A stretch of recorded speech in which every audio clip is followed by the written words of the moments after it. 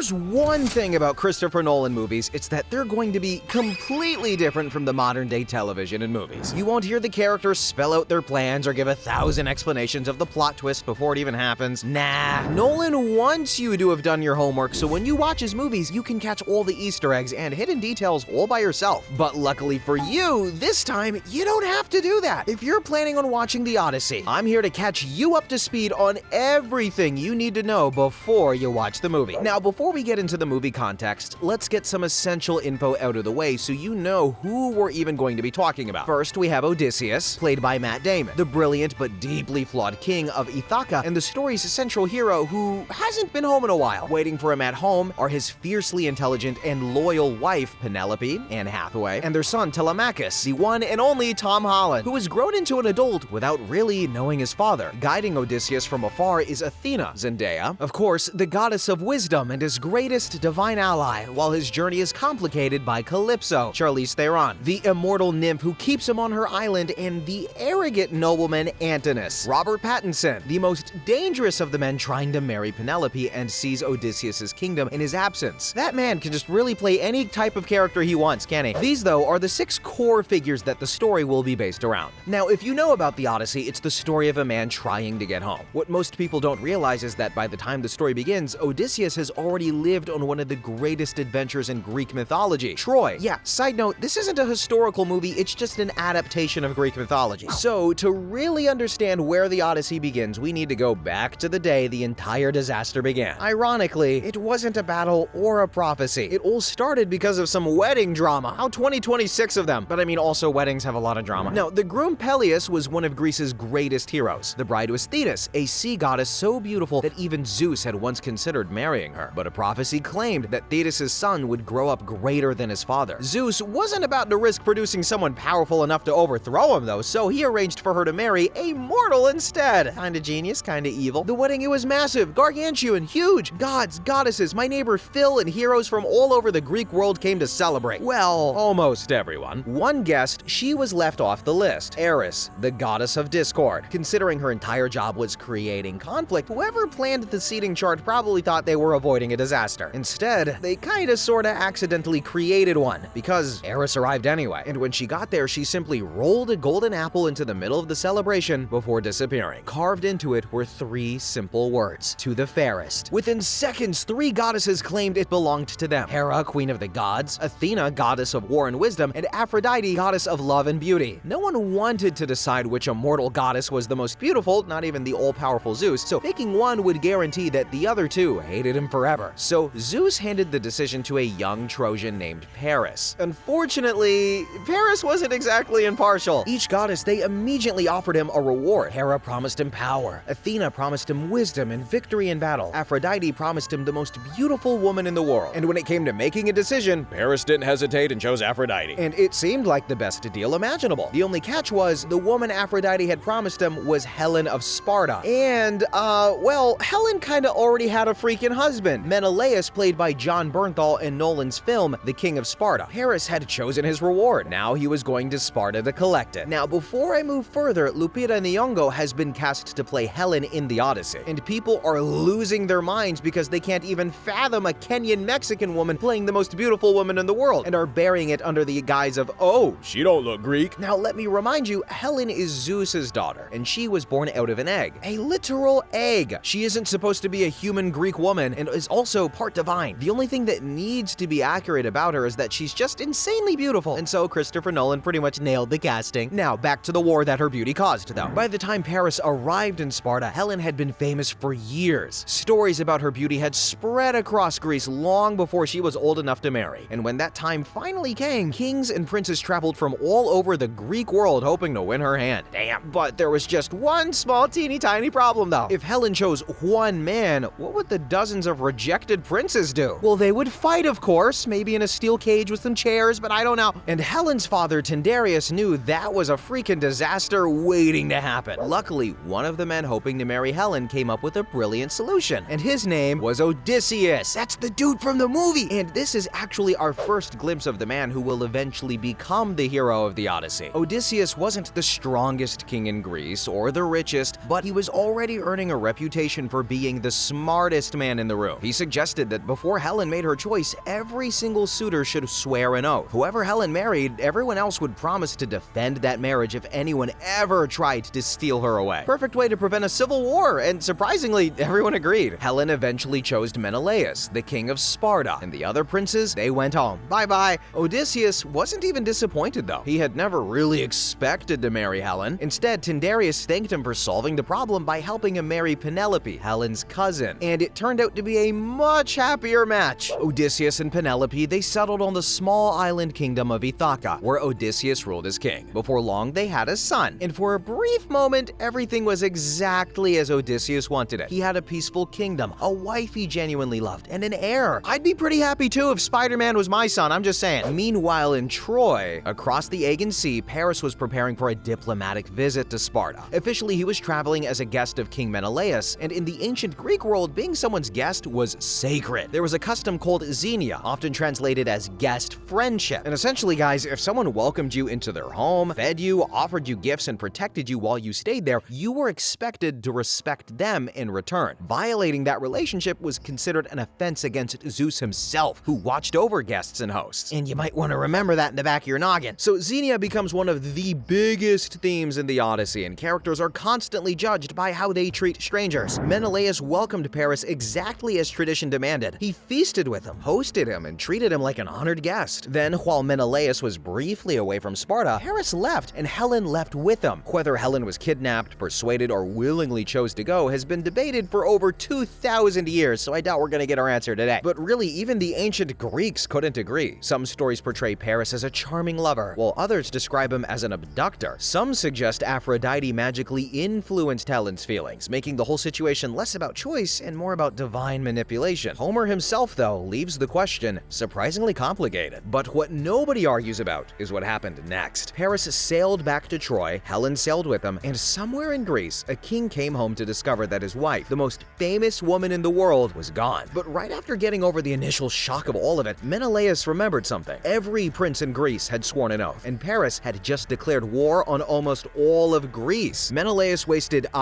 no time, and there was only one person capable of turning a personal insult into a full-scale war. His older brother, Agamemnon, played by Benny Safdie in the Odyssey. Agamemnon ruled Mycenae, the richest and most powerful kingdom in Greece. If the Greek kings were equal on paper, Agamemnon was the only one they still looked up to when something truly important happened. And so, messengers rode in every direction. Some traveled to towering palaces overlooking the sea, others climbed mountain fortresses or crossed small islands scattered across the Aegean. Everywhere they went, though, they carried the same message. The oath has been broken. Greece is going to war. And one by one, the kings answered. Some came eagerly, dreaming of glory that would make their names immortal. Others saw Troy's wealth and imagined the treasure waiting behind its walls. And a few came simply because an oath was an oath. And then there was freaking Odysseus, who wanted absolutely nothing to do with any of it. Unlike many of the other kings, Odysseus wasn't chasing fame. He had only recently married Penelope, and their son was still an infant. And life on Ithaca was everything he could ask for. Peaceful kingdom, a happy marriage and family. Leaving all of that behind to fight over someone else's wife sounded insane. So naturally, he decided to pretend he was insane. Bro was the first guy ever trying to get the insanity plea. When the Greek envoys finally arrived in Ithaca, they found their king wandering across a field behind a plow, behaving as though he'd completely lost his mind. Instead of using 2 oxen, he had hitched together an ox and a donkey. Some stories even claim he was sowing salt into his own farmland, destroying perfectly good soil as he walked. And the performance, it was convincing. Right up until one of the visitors, a sharp-minded nobleman named Palamedes, decided to call his bluff. Without saying a word, Palamedes picked up baby Telemachus and laid him directly in front of the moving plow. Odysseus reached instantly. He yanked the animals aside before they could reach his son. Silence. The visitors had all the proof they needed. Odysseus looked at Palamedes, knowing the game was over. He hadn't fooled anyone. The king of Ithaca would be sailing to Troy. That was it. But there was still one name everyone kept mentioning: Achilles. If Odysseus was the smartest man in Greece, Achilles was the one every soldier wanted fighting beside him. Even before the war began, stories about his skill had spread across the Greek world. People believed he was destined for greatness, and they weren't wrong. There was just one problem. His mother, Thetis, had spent Achilles' entire life trying to stop him from going to Troy. Years earlier, she learned of a prophecy that gave her son 2 possible futures. In one, Achilles stayed home, lived a long life, married, had children, and eventually died an old man. bed surrounded by family. In the other, he sailed to Troy, became the greatest warrior of his age, and died before he was ever old enough to enjoy the fame that he had earned. But for Achilles, it wasn't much of a choice. The Greeks believed there were two kinds of death. One was ordinary. You lived, you died, and before long your name disappeared with you. The other was something called kleos, the kind of glory that made your name immortal. Long after your body was gone, people would still tell your story. Achilles chose immortality. Determined to change his fate though, Thetis hid him on the island of Skyros, disguising him as one of King Lycomed's daughters. And remember, this is a world where gods regularly interfere with human lives. Prophecies come true no matter how hard people try to avoid them, and everyone is desperately trying to outsmart fate. And so for a while, it actually worked. The Greeks searched everywhere for Achilles, but he had seemingly vanished until Odysseus got involved. No one knows whether he immediately suspected where Achilles was hiding, but once he arrived at Skyros, he came up with another one of those wonderfully simple plans that only seems obvious after someone else has thought of it. Disguising himself as a traveling merchant, Odysseus laid out beautiful dresses, jewelry, and perfumes for the young women of the palace to admire. Mixed in amongst them, though, he quietly placed a shield, spear, and sword. At first, nothing happened. The girls laughed as they picked through the fabrics and jewelry, completely ignoring the weapons. Then, right on cue, a trumpet suddenly blared outside the palace. Someone shouted that enemies were attacking. Panic spread instantly. The young women ran for safety, all except one. Instead of fleeing, one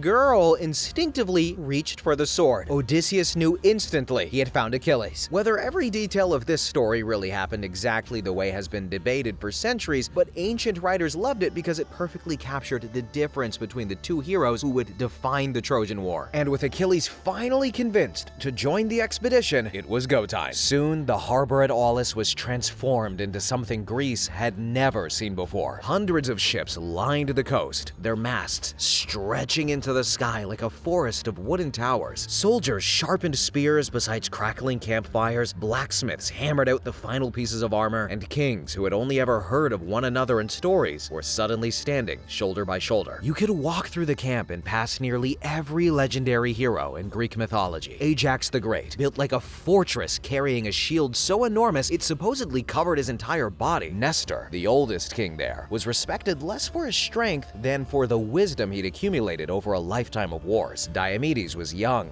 fearless, and already earning a reputation as one of the finest fighters in Greece. Looking out across the harbor, it must have felt impossible to lose. The greatest warriors in the world had answered the call. The largest fleet Greece had ever assembled was finally ready to set sail. Most of them expected to be home within a few months. Instead, before a single Greek soldier ever set foot in Troy, the gods reminded everyone whose world they were really living in. Hundreds of ships bobbed gently in the harbor at Aulis, packed with soldiers, horses, food, and enough weapons to fight a war that everyone assumed would be over within a single campaign. Then, nothing happened. One day passed, then another, then another. The sea stayed perfectly still. Not a single breeze touched the sails. At first, nobody thought much of it. Bad weather happened. They'd wait a day or two and then leave. Except the wind never came. As the days stretched into weeks, the mood around the camp began to change. Thousands of soldiers were now trapped together with nothing to do except eat through supplies and wonder why they still hadn't left. Remember, this was before the internet, so all there is to do is to get bored. Tempers, though, they grew shorter. Arguments became more common. Some began whispering that the gods had abandoned them before the war had even begun. Eventually, Agamemnon called for Calchas, the army's greatest prophet. You see, in Greek mythology, prophets weren't fortune tellers as they are in our modern sense. They were believed back then to speak with genuine authority from the gods, and when Calchas announced that he understood why the fleet was stranded, everyone listened. The news wasn't good. Artemis, the goddess of the hunt, had stopped the wind. Exactly what Agamemnon had done to anger her depends on which version of the myth you read. Some say he killed one of her sacred deer, others say he boasted that he was a better hunter than the goddess herself. Whatever the reason, Artemis had decided the Greeks weren't sailing anywhere. Then Calchas revealed something even worse. There was only one way to change her mind. Agamemnon would have to sacrifice his eldest daughter, Iphigenia. And so you have just assembled the greatest army your country has ever seen. Thousands of men are waiting for your command. Your brother's wife has been taken. Every king in Greece is looking to your leadership. And now someone tells you that none of it matters until you kill your own child. Agamemnon hesitated. How could he not? But every day the fleet remained trapped, his authority slipped away just a little more. Kings who had sworn to follow him were beginning to question whether he had somehow lost the gods' favor. If enough of them gave up and sailed home, home, the war would end before it had even begun. So Agamemnon made a decision that would haunt his family forever. He sent a message back to his wife, Clytemnestra, asking her to bring Iphigenia to Aulis. He didn't mention a sacrifice, however. Instead, he told her something any mother would have been thrilled to hear. Their daughter had been chosen to marry Achilles. It was the greatest marriage anyone could have ever hoped for, or so she thought. Clytemnestra proudly brought her daughter to the camp, believing she was about to watch the wedding of Greece's greatest young hero. But instead, she would walk into a nightmare. Even Achilles was horrified when he learned his name had been used to lure an innocent girl across Greece. In several versions of the story, he actually tries to stop the sacrifice, insisting he never agreed to any of this. But by then, the army was desperate. Thousands of men believed the fate of the entire expedition rested on one terrible choice. What happened next, however, depends on which ancient author that you ask. In one version, Iphigenia is killed and almost immediately the wind begins to blow. In another, Artemis waits until the final moment, replaces the girl with a deer on the altar, and carries Iphigenia away to become one of her priestesses. The myths disagree on her fate, but they all agree on something else. Clytemnestra believed Agamemnon had sacrificed their daughter, and while everyone else was focused on Troy, Clytemnestra never forgot. Years later, after Agamemnon returned home expecting a hero's welcome, he would discover that some wounds simply don't heal because a war is over. With the sacrifice complete, or at least with Artemis satisfied, the wind finally returned, and almost overnight, the silent harbor sprang back to life. Hundreds of ships slipped out onto the Aegean Sea, carrying the greatest collection of heroes Greek mythology had ever assembled towards a city most of them believed would fall within months. However, none of them knew that they were sailing into a war that would consume the next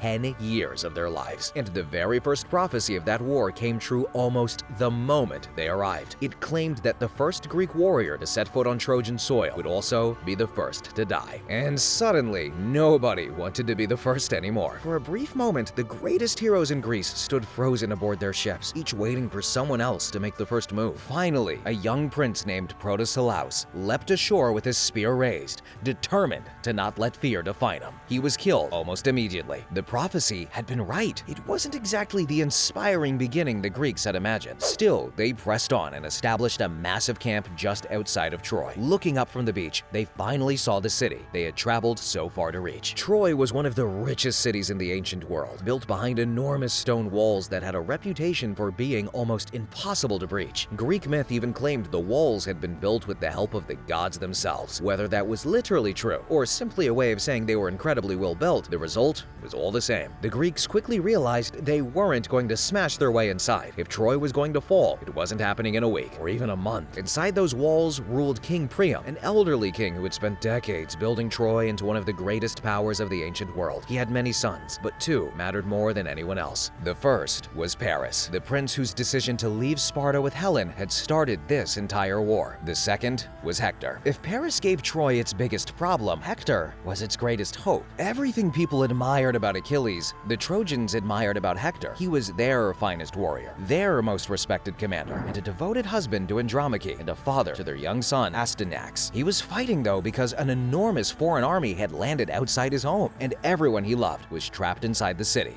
behind him. That's one of the reasons Hector remains such a beloved character thousands of years later. Even the Greeks admired him, and they're supposed to be anti-him. For the next several years, the war settled into a brutal routine. Every morning, soldiers marched out to fight beneath the walls of Troy. Sometimes the Greeks pushed the Trojans back towards the city. Sometimes Hector drove the invaders all the way to their ships, but neither side could land a decisive blow. When battles weren't being fought, the Greeks launched raids against towns allied with Troy, capturing supplies, livestock, treasure, prisoners. The Trojans did everything they could to keep those allies loyal while waiting for opportunities to strike back. Weeks turned into months, months turned into years. Back in Greece, though, children were growing up without their fathers. Crops were being harvested by old men instead of young ones. Some wives had begun to wonder whether their husbands would ever return at all. The war that everyone expected to end in a single campaign had quietly become part of everyday life. Throughout all of it, though, Odysseus earned a reputation very different from Achilles. Achilles became famous for what happened when he entered a battle. Odysseus became famous for everything that happened before one. Whenever two kings were on the verge of turning their disagreement into a fight, Odysseus usually found a way to calm them down. When information was needed about the enemy, he volunteered. If someone had to negotiate, spy, persuade, or solve a problem no sword could fix, people naturally looked towards the king of Ithaca. He was becoming the man everyone relied upon. And then, nearly 10 years into the war, the Greeks made a mistake that almost cost them everything. Ironically, it didn't happen because of the Trojans. It happened because two of their own greatest heroes could no longer stand each other. The conflict began with Agamemnon, who had taken a young woman named Chrysis as a part of the spoils of war. When her father, a priest of Apollo, came to ransom her, Agamemnon insulted him and sent him on his way empty-handed. The priest prayed to Apollo, who answered by sending a deadly plague through the Greek camp. As soldiers began dying in huge numbers, the prophet Calchas revealed that Apollo would only lift the plague if Chrysis was returned to her father. Agamemnon reluctantly agreed, but he refused to lose his prize without taking another. To make up for it, he seized Briseis, a captive who had been awarded to Achilles. To the Greeks, though, this was a public insult that stripped Achilles of his honor in front of the entire army. In retaliation and enraged, Achilles nearly killed Agamemnon on the spot before Athena intervened and stopped him. Instead, he walked away from the war completely. He refused to fight another battle and even asked his mother Thetis to convince Zeus to let the Trojans begin winning so the Greeks would realize how badly they needed him. Without Achilles, the balance of the war shifted almost immediately. Hector, Troy's greatest warrior, began driving the Greeks back towards their ships. Unlike Achilles, who was chasing everlasting glory, Hector fought to only protect his city, his wife Andromache, and their young son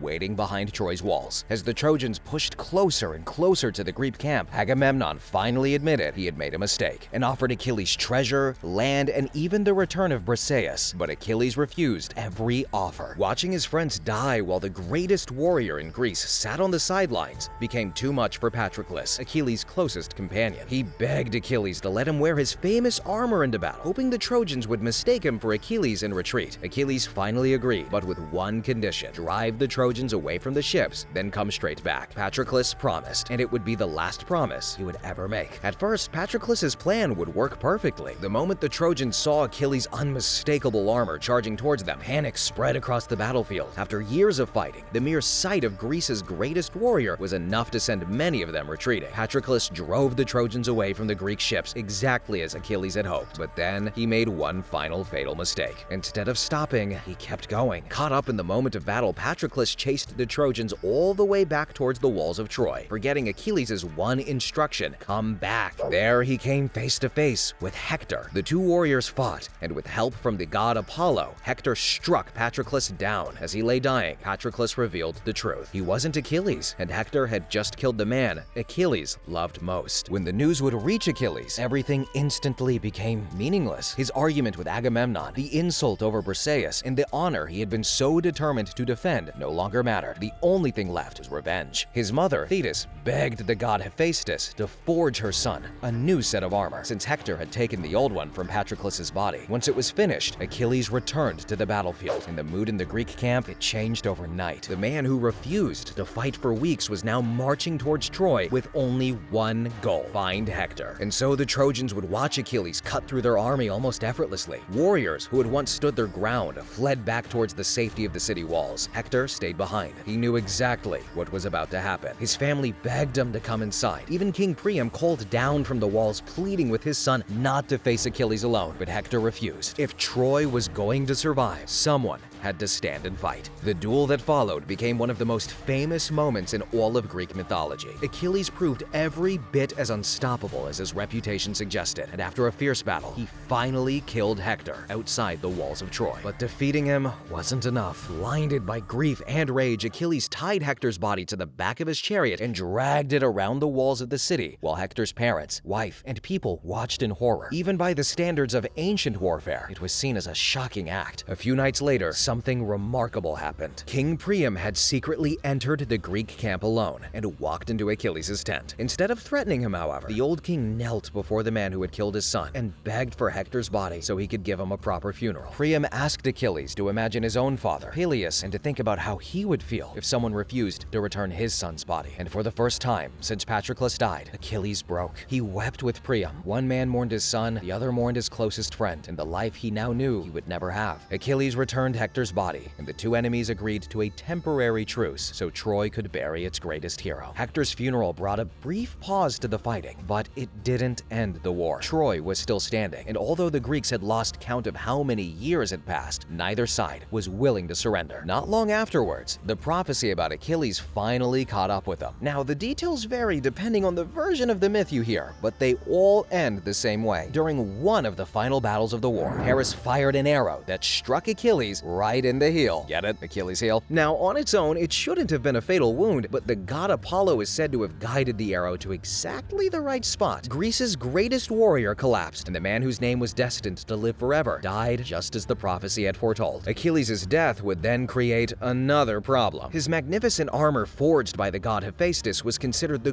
greatest set of armor in the world. Two men believed they deserved it more than anyone else: Ajax the Great, the strongest warrior left in the Greek army, and Odysseus, the smartest. The Greek leaders decided to settle the dispute with a contest, judging which man had contributed more to the war. Ajax expected to win easily. He had spent years on the front lines, saving countless Greek lives through sheer strength. However, instead, the armor was awarded to Odysseus. This decision shattered Ajax. Humiliated and convinced he had been robbed, he suffered what many modern readers interpret as a complete mental breakdown. According to the myth, Athena clouded his mind, causing him to mistake a herd of livestock for the Greek commanders he blamed for his disgrace. When he finally came to his senses and realized what he had done, the shame was too much to bear, and Ajax took his own life, and Greece lost another one of its greatest heroes. But with even Hector and Achilles gone, the war dragged on. The Greeks had spent almost a decade trying to break through Troy's walls by force, and every attempt had failed, and they finally accepted something they probably should have realized years earlier. They were never going to win by fighting harder. They needed to fight smarter, and that's when all eyes finally turned to Odysseus. Now, no one knows whether he came up with the idea entirely on his own or developed it with the help of Athena, but the plan he proposed would become one of the most famous military deceptions in